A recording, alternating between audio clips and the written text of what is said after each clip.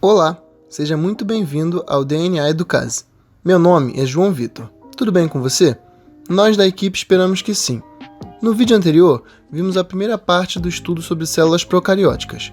Conhecemos a estrutura da parede celular, a classificação de bactérias gram-positivas e gram-negativas e a coloração de gram.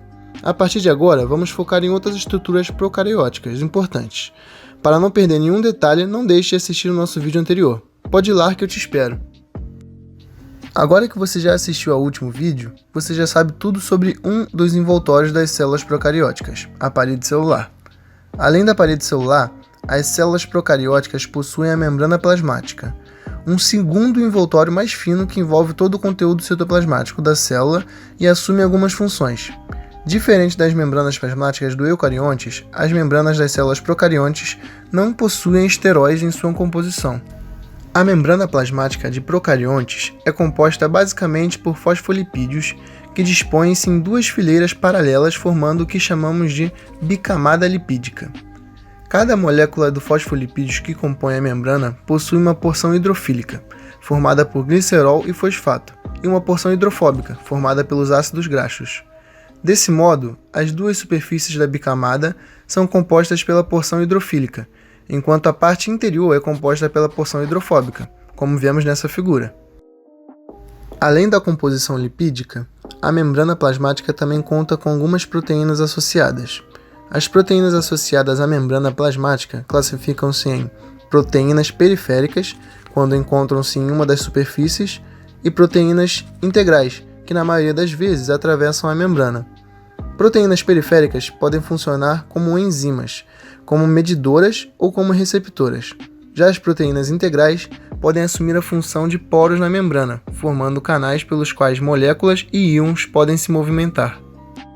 Tanto as proteínas quanto os lipídios podem estar associados a carboidratos na composição da membrana, recebendo o nome de glicoproteínas e glicolipídios, respectivamente. Essa associação possui papel essencial na lubrificação e na proteção da célula e também nas interações célula-célula. A estrutura da membrana plasmática dá origem a um modelo que chamamos de mosaico fluido. Essa proposta de modelo é caracterizada por um arranjo fluido de fosfolipídios e proteínas, que movimentam-se na superfície da membrana. Estudos sugerem uma relação entre fluidez e alguns aspectos funcionais da membrana plasmática. Mas afinal, para que serve a membrana plasmática? São atribuídas a ela duas funções principais. A primeira trata da regulação da permeabilidade. É a membrana que permite ou não a entrada e saída de moléculas e nutrientes necessários à célula.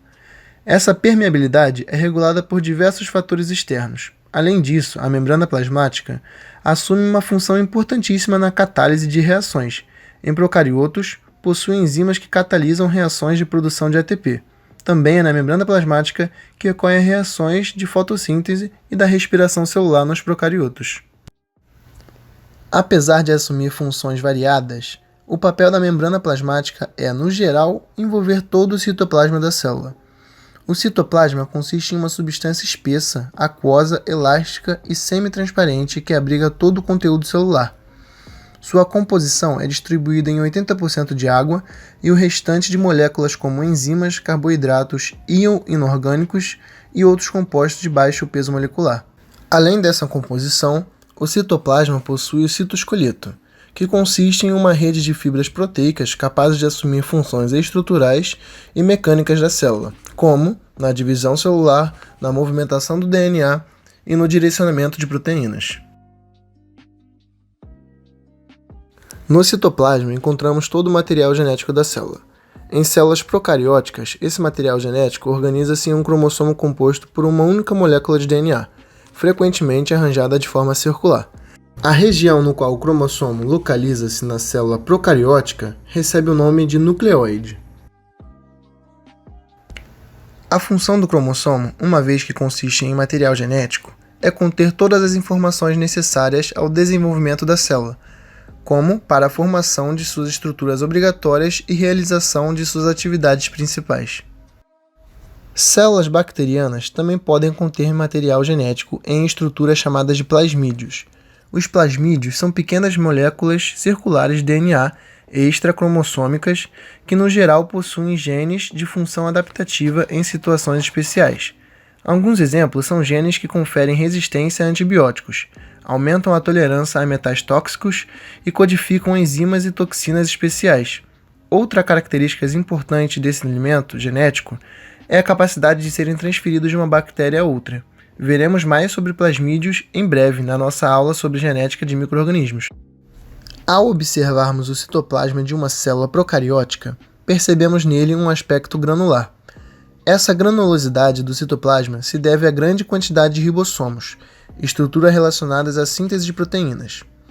São formados por uma porção de proteínas e uma porção de RNA ribossomal em sua estrutura. Os ribossomos procarióticos são divididos em duas subunidades, a subunidade menor, 30S, e a subunidade maior, 50S, diferenciadas entre si pelo coeficiente de sedimentação. Em procariontes, os ribossomos são denominados de ribossomos 70S, nome dado devido à posição observada após sedimentação quando submetidos à centrifugação em um tubo contendo gradiente de cloreto de césio. O citoplasma de células procariontes também contém uma grande variedade de inclusões citoplasmáticas. Estas tratam-se de reservas, vacúolos ou grânulos de nutrientes e compostos, quando estes são abundantes e não são imediatamente requeridos pela célula.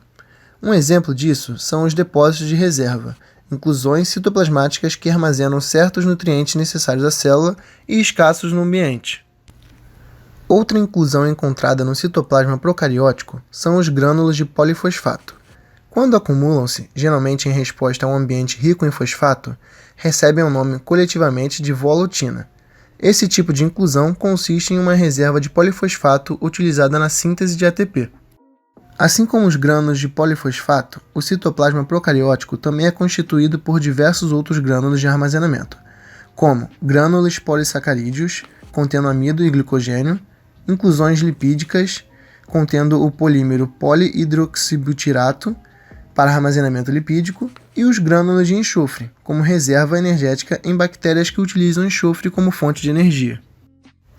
Além de inclusões de armazenamento, células procarióticas contam com a presença de inclusões que exercem um papel funcional e fisiológico.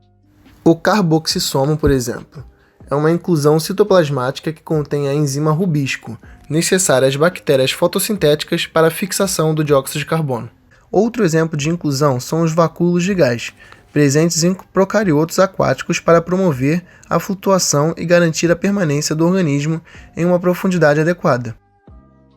Por fim, bactérias possuem também os magnetossomos, inclusões de óxido ou sulfeto de ferro, que atuam como ímãs e auxiliam na movimentação da bactéria para baixo, até que ela atinja um local de menor concentração de oxigênio disponível.